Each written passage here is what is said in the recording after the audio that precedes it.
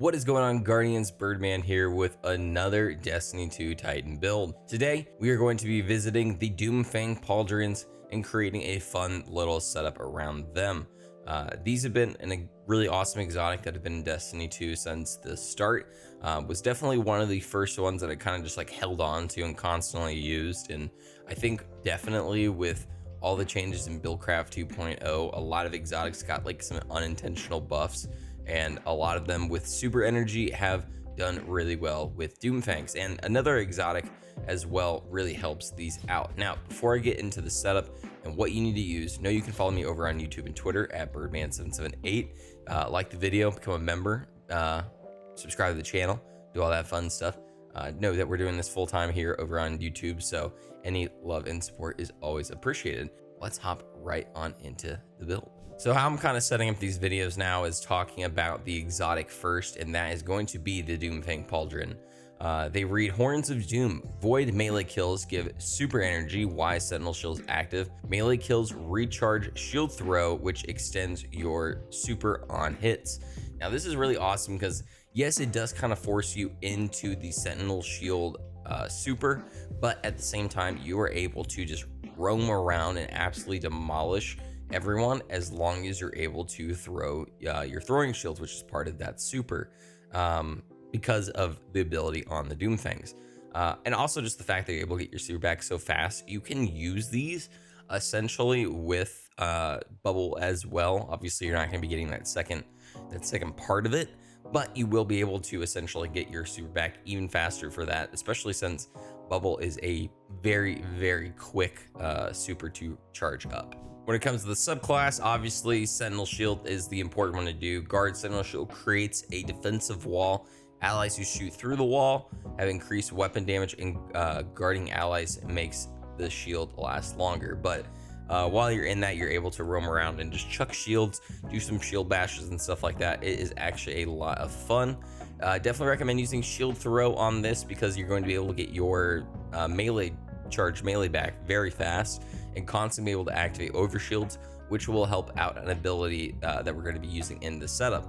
Obviously Vortex Grenade I think is just always the best overall grenade to use, but I have been like messing around with Scatter Grenade a lot as well recently, so definitely a good one to swap out if you're interested. With the aspects, we're obviously going to be going offensive bulwark because we're going to be constantly applying overshields to ourselves through our other aspect as well as our shield throw, so that's going to help increase our melee range as well as increase our grenade charges. So we really like being able to do that, and then you gain an additional shield throw while in Sentinel Shield, so obviously getting that extra shield throw is very important to us.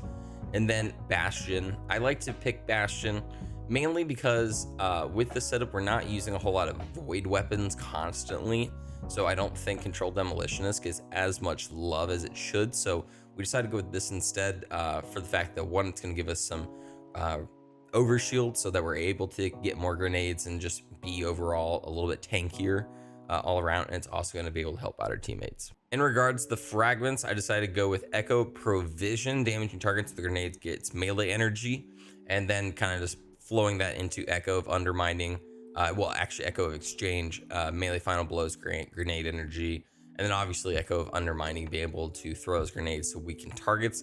Essentially just kind of using these as like an almost, you know, kind of like a Heart of Inmost Light in a way.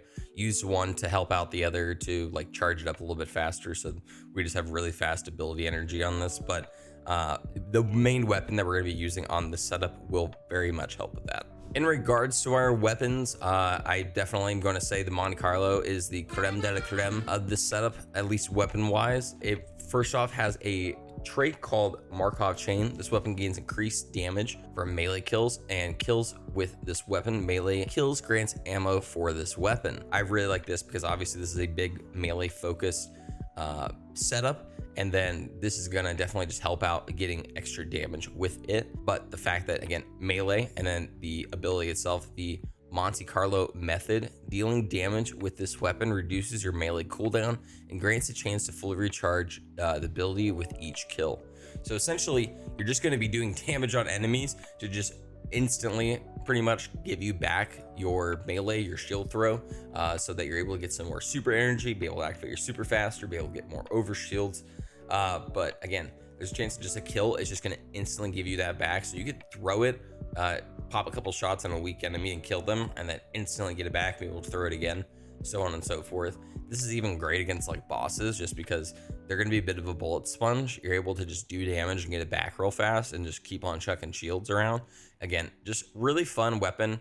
And it's going to be getting a little bit of buff here soon, so very excited for that. For other two weapons on the setup, I decided to go with a null composure. I think people are kind of sleeping on fusion rifles right now, so I definitely think this is a big advantage, as well as the regnant. It's just amazing. I definitely recommend making sure you get 5 of these to craft, and then definitely craft one up. It is a very good grenade launcher. In regards to our armor, what we're going to be using on our helmet, I definitely recommend going pretty much, I would say, balls to the wall on ashes to assets and hands-on. Essentially just try and get your super back as fast as humanly possible.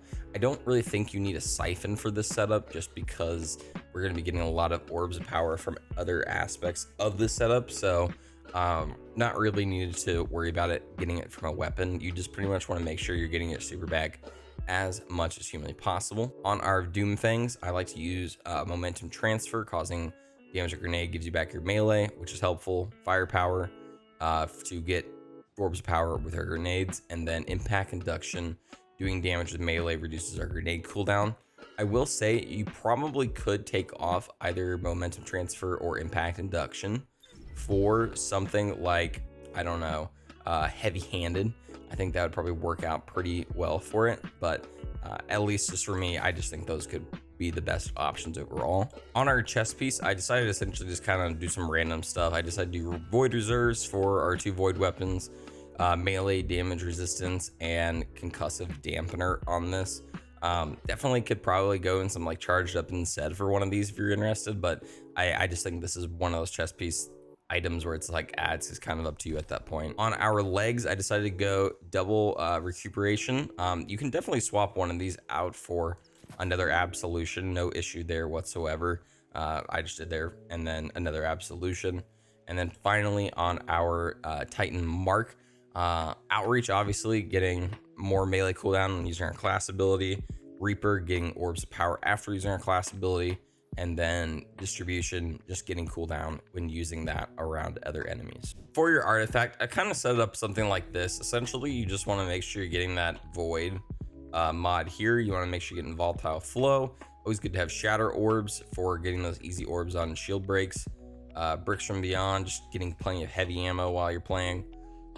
Void weapon channeling, I actually like for maybe like those like tough moments when you're like stuck. Pull out your your null composure and have a little bit more damage with it, especially if you have your abilities up.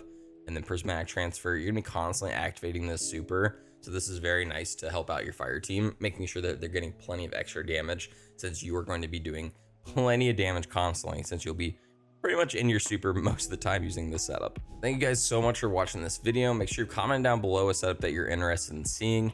I feel like we're kind of winding down on a lot of possible builds and stuff like that, so anything you're interested in hearing, even if it's just like top 5 like weapons, stuff like that, let me know. Make sure you're giving a thumbs up on the video, as well as becoming a member or subscribing to the channel, any of that fun stuff. And definitely go follow me over on Twitter. I'm trying to build my following back up over there, so a lot of time off has lost a lot of followers, and I'm like, hey, I think I have some funny tweets. Anyway, I digress. Regardless, thank you so much. I appreciate y'all. Have a great night, day, or whatever it may be.